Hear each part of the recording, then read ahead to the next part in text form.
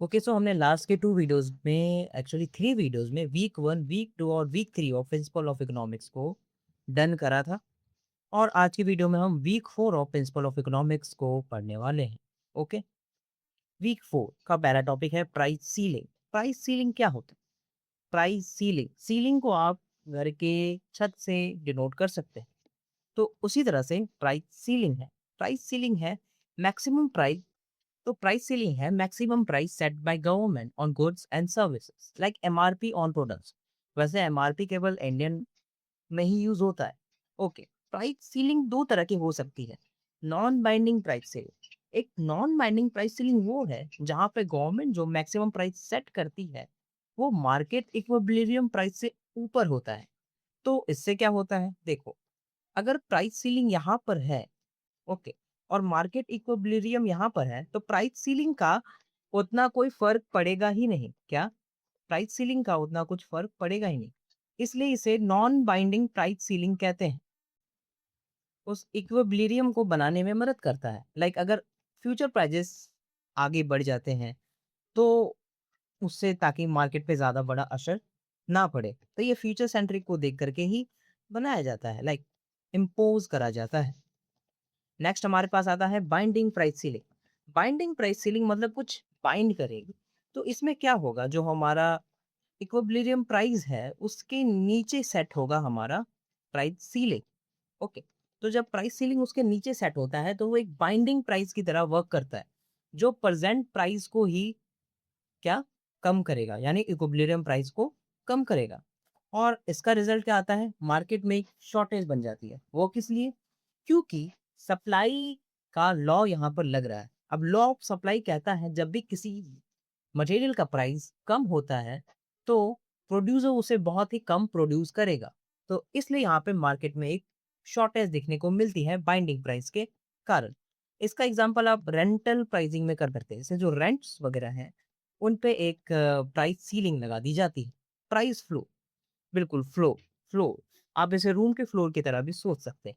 Okay, price floor क्या होता है? इसमें हम कोई मिनिमम प्राइस सेट करते हैं गुड और सर्विसेज का।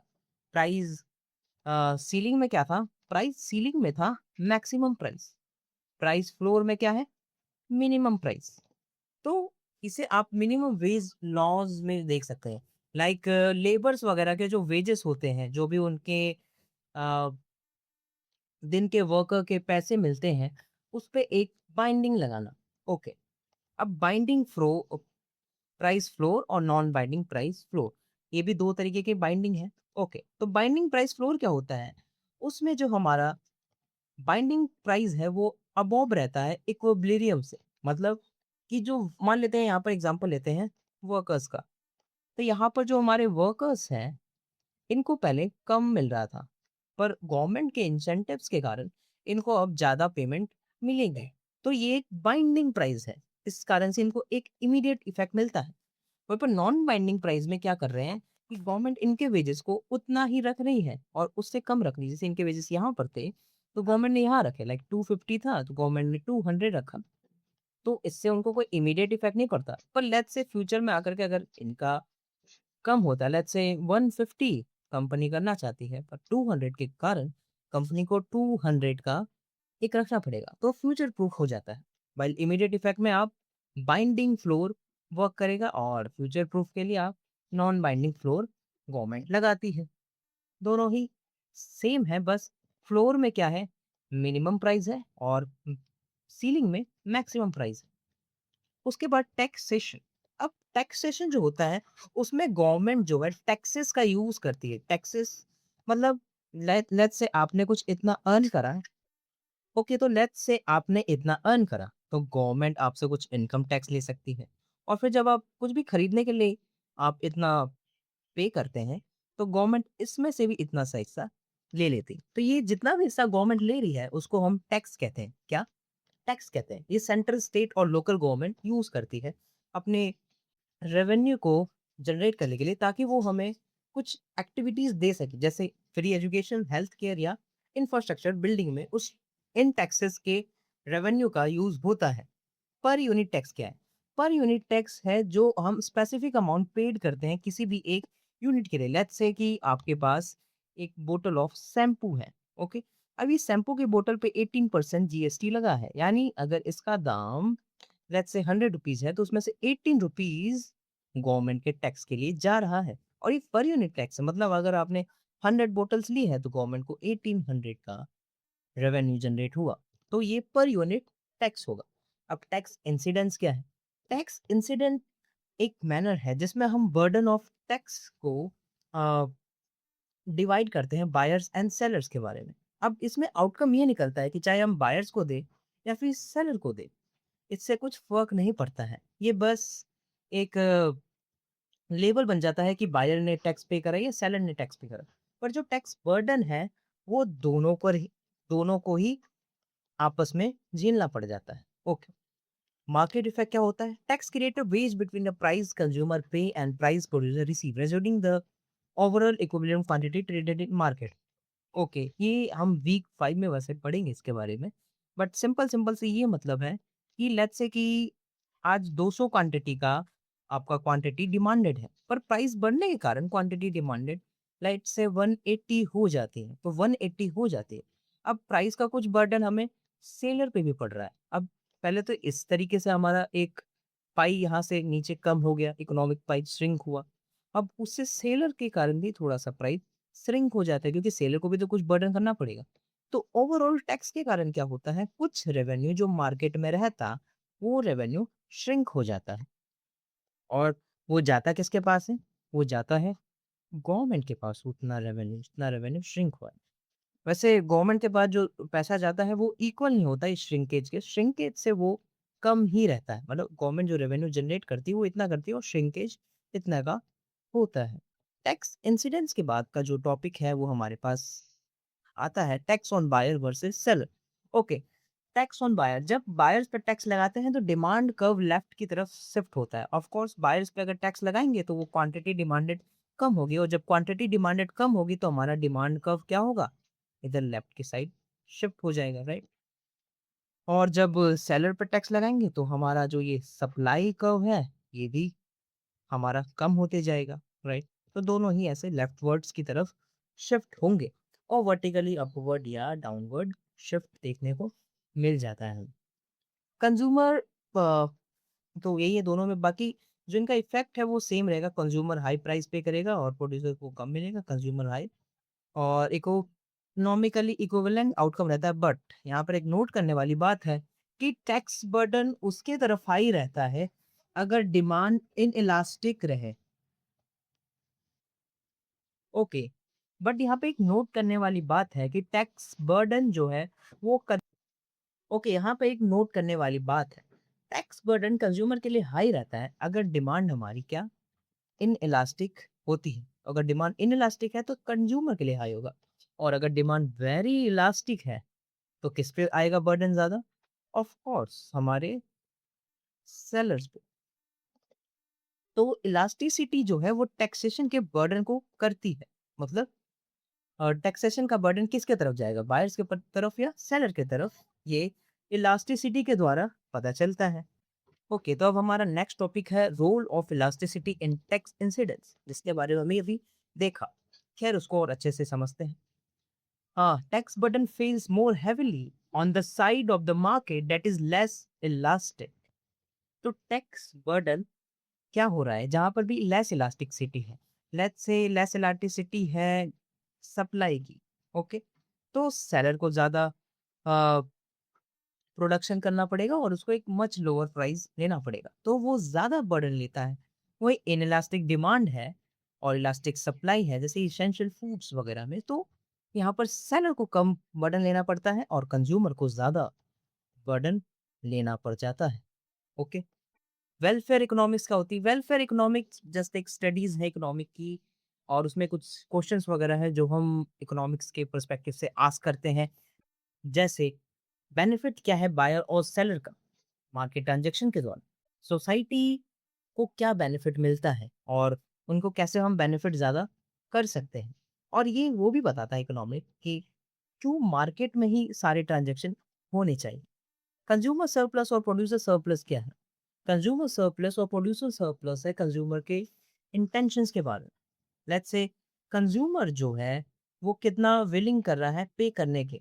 लेट्स से आप एक कंज्यूमर हैं और आपको बाजार से एक एक लैपटॉप लेना है और आपका बजट है 50K, पर आपको एक 30K का बहुत अच्छा लैपटॉप मिल जाता है, तो आपको 20K का यहाँ सरप्लस रहा, तो ये 20K आपका कंज्यूमर सरप्लस कहेगा।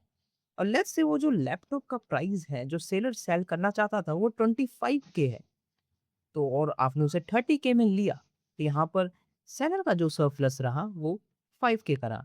ऑफ कोर्स ये मैंने यहाँ पर एक सिंगल एग्जांपल में दोनों को ऐड ऑन करा है, बट ऑफ कोर्स ये अलग-अलग एग्जांपल में भी रह सकते हैं, इसमें शायद कंज्यूमर को लॉस हो और केवल सेलर को ही सरप्लस मिले, राइट? इसमें विलिंगनेस की बात आ जाती है कि कौन कितना विलिंग पे करता है, और उनके कुछ फॉर्मूले कुछ इस तरीके से रहते हैं, कंज्यूमर सरप्लस का विलिंगनेस टू पे माइनस अमाउंट एक्चुअली पेड, और सेम वे हमारा प्रोड्यूसर सरप्लस के साथ रहता है amount actually given minus cost of production या फिर विलिंगनेस टू पे, लाइक वो कितना कंज्यूमर से एक्सपेक्ट करता है उसके हिसाब से उसका सरप्लस क्या है। मार्केट एफिशिएंसी क्या होती है? मार्केट एफिशिएंसी हम उस तरीके से देखते हैं जिसमें हम अपना टोटल सरप्लस बढ़ाते हैं। मतलब टोटल सरप्लस क्या है? बायर और सेलर का value to the buyer minus the cost of seller. तो जितना भी बीच का पैसा बच जाता है, जितना भी सरप्लस होता है, वो सारा सरप्लस हमारा टोटल सरप्लस में आ जाता है। बायर्स में द कॉस्ट ऑफ सेलर है, मतलब प्रोडक्शन कॉस्ट, और उसके बाद जो गुड्स जो प्रोड्यूस हुआ उससे कितना फायदा हुआ, वो जो consumer surplus plus producer surplus के इक्वल रहेगा। कॉम्पिटिटिव मार्केट इक्विलिब्रियम हमने वीक 3 में बहुत अच्छे से पढ़ा था, बस उसी का वो है कि the intersection of demand and supply curve है, जहाँ पे इक्विलिब्रियम प्राइस एंड क्वांटिटी हो जाती है। तो एक बार उस ग्राफ को फिर से देख लेते हैं यहाँ पर। हाँ, मार्केट इक्विलिब्रियम में ये वाला जो ग्राफ है उसी की बात हो रही है कि बीच पॉइंट पे जो प्राइस सेलर और बायर का रहता है वो हमारा मार्केट इक्विलिब्रियम हो जाता है। और हमने ये भी देखने को मिलता है कि जो इक्विलिब्रियम प्राइस है वो बेस्ट प्राइस होता है सोसाइटी के लिए पूरी तरीके से। ओके, तो हमारा सारा रिवीजन कंप्लीट हो चुका है और अब हम कुछ क्वेश्चंस को प्रैक्टिस करेंगे। पहला क्वेश्चन कहता है Tamil Nadu government set a maximum price of ₹30 पर KG on onion. The equilibrium price in Koyambedu market is 25 पर KG which is correct.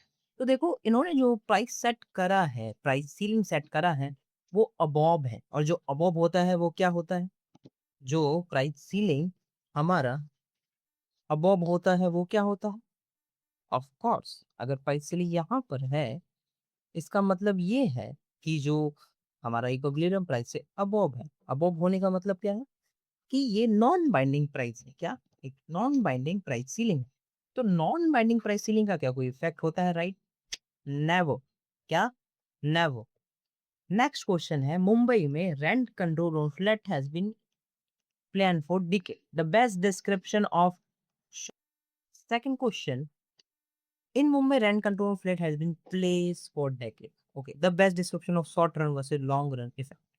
Short is large in short run. The short is small in the short run and large in the because supply and demand become more elastic over time. Of course, this would be the correct answer. क्योंकि let's say कि अभी जब वो Mumbai rent control जब उन्होंने लगाया होगा तो शायद उन्होंने नॉन बाइंडिंग प्राइस पे लगाया होगा, पर आगे आते आते वो एक बाइंडिंग बन गया, तो बाद में उसका शायद ज्यादा शॉर्टेज बढ़ गया होगा, राइट? नेक्स्ट क्वेश्चन, एक थर्ड क्वेश्चन कहता है मिनिमम वेज है 500 per day skill software engineer पे बेंगलुरु, और इक्विलिब्रियम वेज है 4000 पर डे। इसका इफेक्ट क्या होगा?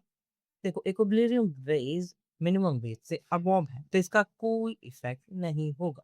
ये क्या है? Non binding price floor. अब ₹5 टैक्स पर plate is seller on idli after the tax the supply curve shift upward by ₹5 and buyer and seller share the burden. Of course यहाँ पर सप्लाई कर्व अपवर्ड शिफ्ट हो जाता है, इसका मतलब जो हमारा प्राइस है वो बढ़ जाता है और बायर्स एंड सेलर को बर्डन देना पड़ेगा। Karnataka government places a ₹50 tax on each liter of premium imported perfume. The burden falls mainly on who? Premium imported perfume क्या होगा? वेरी इलास्टिक डिमांड है, मतलब इसका ज्यादा बर्डन किसे मिलेगा? इन इलास्टिक सप्लाई पे, ऑफ कोर्स सेलर को। किसे? सेलर को, because the less elastic side Yes. Next question. Priya is willing to pay 1200 and actually pays 800. Her surplus is 400. Seventh question. Jaipur hires a painter Ravi whose cost is rupees 5000. Ravi gets the job for 6500. Ravi producer surplus is what? Okay. Ravi जो है उसका cost आया था 5000 और उसने पाया 6500, तो उसका सरप्लस रहा 1500. Next, in a competitive market total surplus is maximum the mean the बेनेवल। देखो, बेनेवोलेंट सोशल प्लानर जो होता है उसका काम होता है कि वो मार्केट का सरप्लस मैक्सिमाइज कर दे। यहाँ पर वो मैक्सिमाइज पहले से ही है, तो ये क्वेश्चन उसे फ्लॉड है। बट लेट्स से हम इसमें कुछ एक सर्टेन चीज डाल देते हैं कि उसे शायद इक्वालिटी पे फोकस करना है। खैर वो भी रॉन्ग होगा, बट लेट्स से कि क्वालिटी पे फोकस करना है तो वो क्वांटिटी को लोअर करना चाहेगा, ताकि वो इक्विलिब्रियम को लो कर पाए और थोड़े कम लोग जिन और ज़्यादा बायर्स आ पाए जो थोड़ा कम पैसा बेचना चाहते हैं। When a competitive market reaches equilibrium which is true about who participate. देखो, जब भी इक्विलिब्रियम पे होना चाहिए तो वैसे बायर्स होने चाहिए जो ज़्यादा पे करने के लिए हों और वैसे सेलर जो लोएस्ट कॉस्ट लेना चाहते हों। तब बहुत ज़्यादा क्वांटिटी सप्लाई भी होती है, डिमांडेड भी होती है और मार्केट जो है बूम करता है। इसी के साथ हमारा ये रिवीजन और ये क्वेश्चंस सब कंप्लीट हो जाते हैं और वीक 4 खत्म हो जाता है और अब आप सभी क्विज 1 के लिए रेडी।